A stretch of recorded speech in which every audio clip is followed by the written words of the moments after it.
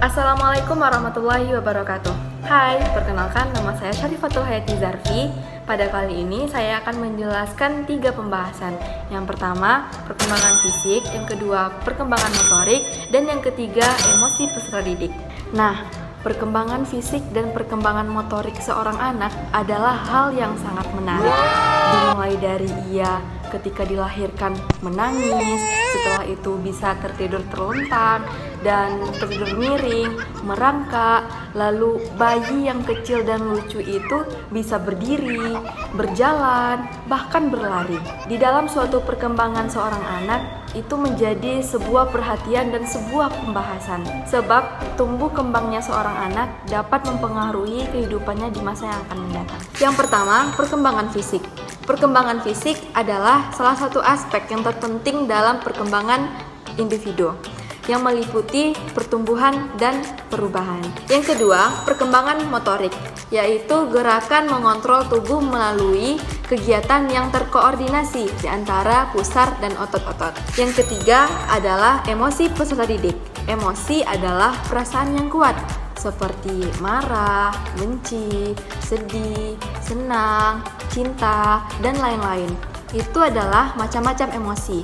Fungsi emosi itu ada 2. Yang pertama, berfungsi sebagai sarana komunikasi, karena pada saat itulah seseorang dapat menyampaikan atau menyalurkan perasaannya kepada orang lain. Yang kedua, berperan dalam mempengaruhi seseorang dan lingkungannya. Contohnya, ketika anak-anak menangis karena perasaan ketidaknyamanan terhadap sesuatu, maka orang lain menganggapnya sebagai cengeng. Nah, selanjutnya kita masuk kepada pembagian karakteristik.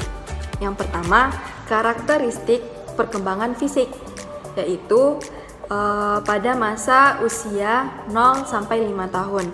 Pada masa ini ditandai dengan gerakan yang diatur semakin baik untuk bertumbuh.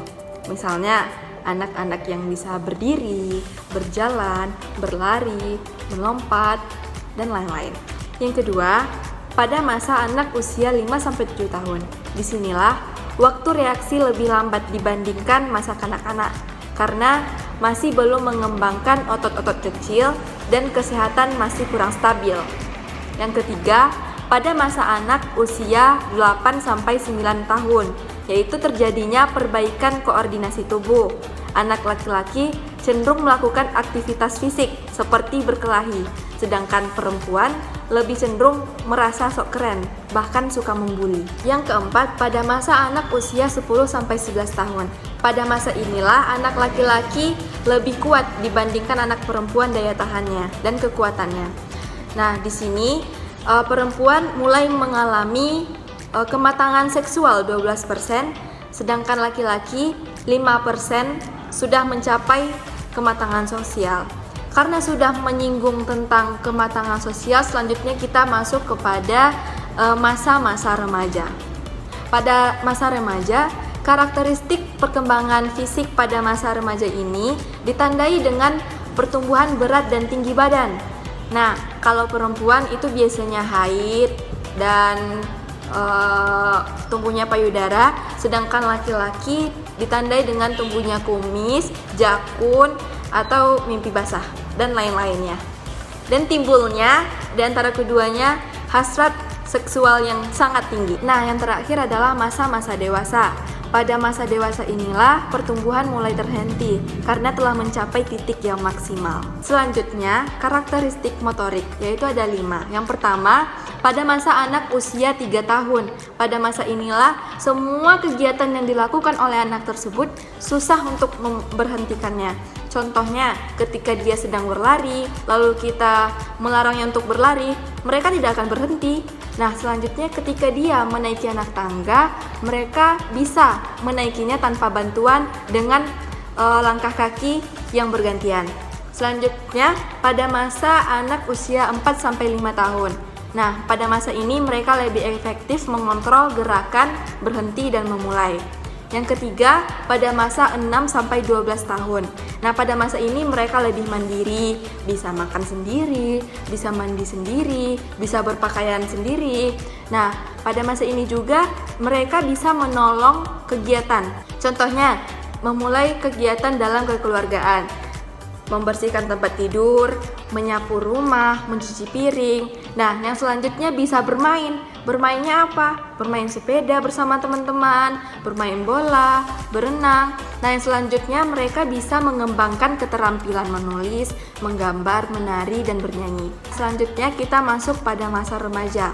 Pada masa remaja inilah laki-laki mempunyai daya tahan dan kekuatan yang lebih kuat dibandingkan perempuan. Karena perempuan telah mengalami menstruasi yang membuat mereka lebih capek dan kelelahan.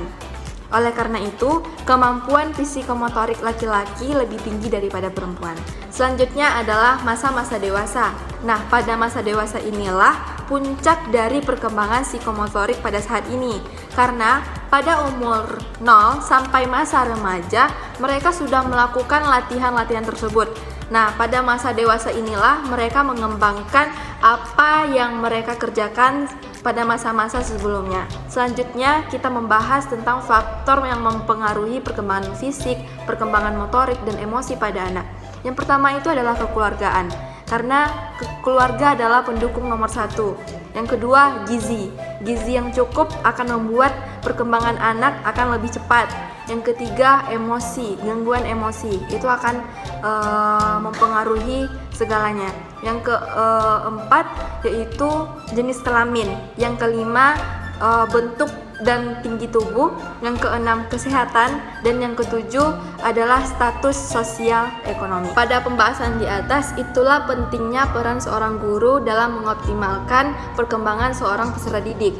Karena begitu pentingnya peran guru dalam pembelajaran sehingga muncul kesepakatan bahwa guru adalah pahlawan bangsa. Sekian dari saya, terima kasih. Assalamualaikum warahmatullahi wabarakatuh.